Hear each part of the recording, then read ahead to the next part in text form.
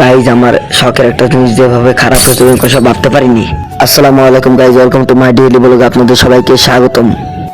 তো গাইজ আজকে ঘুম থেকে উঠে ব্রাশ করতেছিলাম, ব্রাশ করার পর হাত মুখ ধুইলাম। ধোয়ার পরে কিছুক্ষণ পরে আমি একটা গেঞ্জি পরলাম, গেঞ্জি পরার পরে আমি আমার ক্যাপটা পরলাম, ক্যাপ পরার পরে স্কুল ব্যাগ ঘাড়ে নিলাম, বাসার থেকে নিচে নামতেছিলাম। এখন নিচে এসে দেখি আমার শখের একটা জিনিস যে এভাবে নষ্ট হয়ে যাবে, মানে আমার সাইকেল এভাবে যে নষ্ট হয়ে ভাবতে পারিনি। তারপরে কি করবো, সাইকেলটা সারানোর জন্য বাজারের দিক নিয়ে যাইতেছিলাম। অবশেষে বাজারে চলে আসলাম। আসার পর দেখে এই মাত্র দোকান খুললো। দোকান খোলার পর দোকানে আমার সাইকেলটা রেখে আমি প্রাইভেটে চলে আসলাম।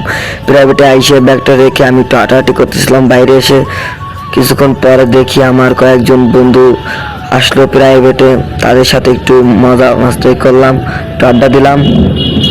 যেহেতু প্রাইভেট চলাকালীন কোনো ফোন বাই করা নিষেধ, তাই ফোনটা বাই করতে পারিনি।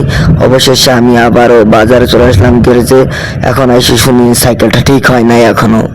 আমার অনেক খিদে লাগার কারণে আমি বাড়ি চলে যেতেছি। গাইস আপনারা ততক্ষণে ফটাফট লাইক কমেন্ট শেয়ার করে আমি বাড়ি এসে খাওয়া দাওয়া শুরু করে দিলাম।